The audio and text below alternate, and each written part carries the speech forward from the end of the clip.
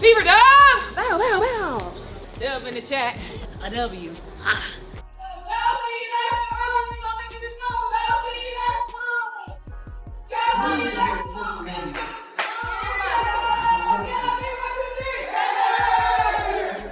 The Indiana Fever just accomplished something that seemed impossible 3 months ago. They're now for games above .500 for the first time since 2015. And incredibly, they did it without Caitlin Clark on the floor. But that's not even the most shocking part. While everyone expected the team to struggle without their superstar, the Fever just broke for franchise records in a single game against Paige Bueckers and the Dallas Wings. And here's what no one saw coming: 2 players who weren't even on the roster at the start of the season became the heroes of this incredible run. So what were those for records? Here's a hint: they involved Kelsey Mitchell, Aliyah Boston, Natasha Howard, and newcomers Aari McDonald and Bibby. If you support the Fever, smash that like button and drop a comment. I've got the Fever. Let's go. The 100 win over Phoenix. Stephanie White called that a big win. They were outstanding. Mitchell, Come on. The former Dallas Wing, Natasha Howard. Nobody was looking for this. We think Kelsey Mitchell's going to shoot, but that is the play to make right there. Nobody in the passing lane. Everyone expected the Fever to crumble without Caitlin Clark, but something magical happened instead. Picture this: it's August 1st, Clark is on the sideline for her 6th straight game, still recovering from the groin injury she suffered on July 15th. There's no timetable for her return. Meanwhile, the Dallas Wings have booked the American Airlines Arena, home of the Mavericks, with Paige Bueckers leading the charge, desperate for a win after losing 8 of their last 10 games. The pressure was on. Could the Fever keep their hot streak alive without their superstar running the show? Wins in a row, a season high. Just how have you been able to find that rhythm over this stretch? I think it's been about, we've had some practices, and I think practicing has definitely tuned us up, fine-tuning as far as the details. We knew before All-Star that, the second half of the season is always about people making adjustments, people finding ways to stop what we have to do. And I think that on us, we try to do a good job of staying locked in at practices and shoot-arounds and all that kind of stuff to be where we need to be. The opening tip revealed everything you needed to know about this Fever team's mindset. They came out swinging like they had something to prove. No hesitation, no waiting for someone else to take control. This wasn't going to be a survival game, it was going to be a statement. Kelsey Mitchell grabbed the reins immediately. She attacked the rim with purpose, knocked down confident shots, and set the tone that screamed, "We're not backing down." Mitchell finished with 23 points on 9 of 19 shooting, leading the team and carrying the load that Clark usually handles. She led the league in scoring throughout the 14 20-point games this season in her 8th year. She also has a couple of 30s. And Mitchell trades the 3. Now have a little bit of an advantage in the paint, and they need to keep doing that. That time, Dejanay went for the steal, and Mitchell kept it away from her. Would not have taken that call so gently, shall we say. Kalani Brown was her buffer last year. Is Mitchell all the way to the hole? So you stick together, communicate on defense. This is a high-octane offensive team. Beautiful pass. Mitchell was so sure of that. After she passed it, she started running down the other end. But Paige Bueckers wasn't about to roll over. The rookie sensation fired back with 22 points on 7 of 14 shooting, adding 4 rebounds, 4 assists, and 2 steals.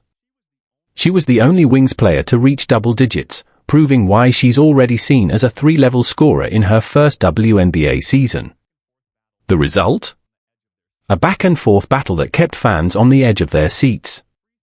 But here's where things got interesting. The free throw numbers told a controversial story. Dallas shot 25 free throws compared to Indiana's 13, nearly double. Fans immediately took to social media to question the officiating and accuse Bueckers of flopping to draw fouls. Even Wings head coach Chris Clans expressed frustration with the officiating crew after the game. Finding ways to get wins, and that's going on some scoring bursts, that's being able to rely on multiple players, getting stops when needed, making adjustments and continuing to grow. This is a group that's been resilient all season long, and I think that we have such quality depth that we can rely on one another, and rely on one another in certain moments. The real disaster came from DJ Jane Carrington, the reigning most improved player, had an absolute nightmare performance. Just 4 points with 5 turnovers. In the final minute of the third quarter, she dribbled up court and launched an errant shot that had fans shaking their heads. Her struggles became a major factor in Dallas falling apart. Stick to your defensive principles. This is an Indiana team that has very nimble on the offensive end. McDonald from the outside rattles another three. That's her third of the ball. When the final buzzer sounded, the scoreboard read 88-78 in favor of Indiana. The Fever had just proven they're much more than Caitlin Clark and 4 players trying to keep up. They showed they can win the games they're supposed to, just as head coach Stephanie White acknowledged after the victory. She should have looked up and said, "Oh, aren't you an all-star?" Pass. And Cunningham completes it. That's what Indiana does better than anybody in the WNBA. 2 players who weren't even on the roster 3 months ago have suddenly become the Fever's secret weapons.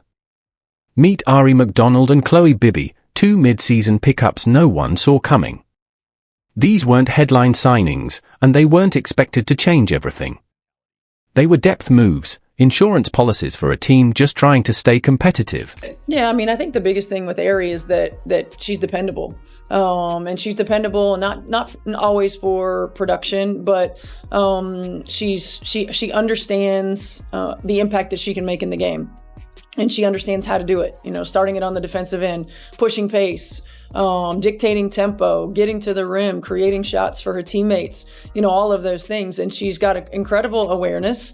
And so she understands when she's hot, and she understands when somebody else is hot and how to get them the ball.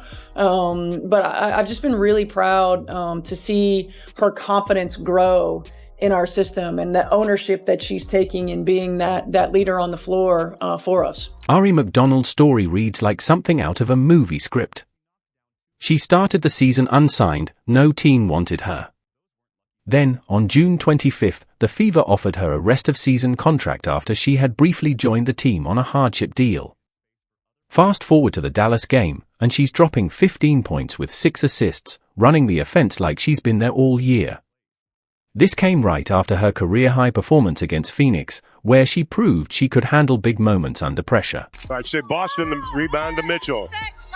McDonald splits the D. Bibby, this is where she's good. She can extend the defense, and she's done it. For that nice jumper. Bueckers again, another double-digit game, 6 in the quarter. Here's Bibby, launches, buries the 3. Bibby, don't do it like that. What made McDonald special that night was her natural point guard instincts.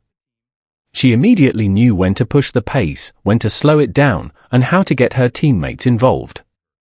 Coach Stephanie White recognized it right away, praising McDonald's point guard mentality and her understanding of how to impact the game. Kelsey Mitchell even called her a blessing in disguise for stepping up when the team needed leadership the most.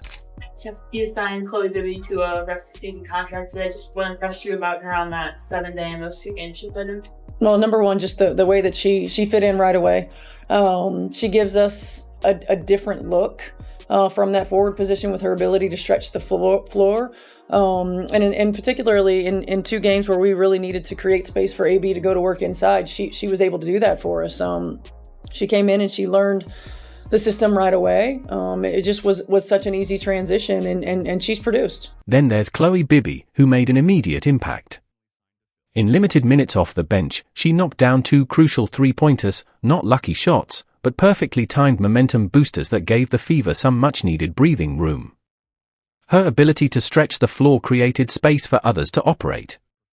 Coach White praised her quick integration into the system, noting that she understood how to make plays and was always ready to shoot when the opportunity came. Watch the attention Boston gets. Opens up a lot for the guards. Here's Boston. Bueckers had nothing she could do. No, rebound Howard. That's rebound number 9 to go along with her 9 points. Beautiful dish inside to Boston. What we'll do is share the basketball here. Just a little dump down to Boston. Paige Carrington rolls to the hole. Howard with a rejection. To the basket here, but you got to go up strong right there. But here's where it gets really interesting. After just 2 games with the team, Bibby earned herself a rest-of-season contract. The Fever saw enough in those limited minutes to commit to her for the remainder of the year. She filled a specific need that Coach White had previously identified, explaining, "Bibby is a stretch forward, she's a shooter, and that's something we haven't had." And I asked Kelsey in regards to, or about this, but Aari, just the impact that she's had for you all this season, what do you like most about what you've seen from her thus far? No, number one, her energy. I mean, she is, she's an energy giver. She's fast. Her speed changes the game for us. Her ability to get the ball from one end to the other quickly. Her ability to get into players defensively.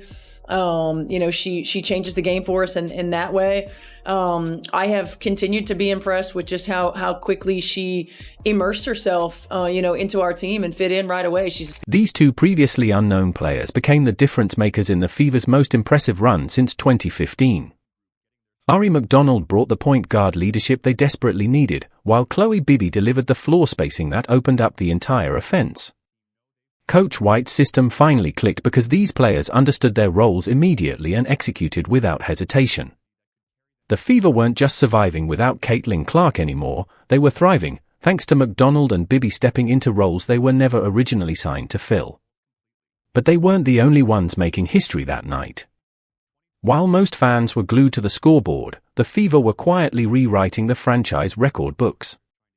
For different achievements took place in a single night, not just standout performances, but record-breaking moments that redefined what this team could accomplish.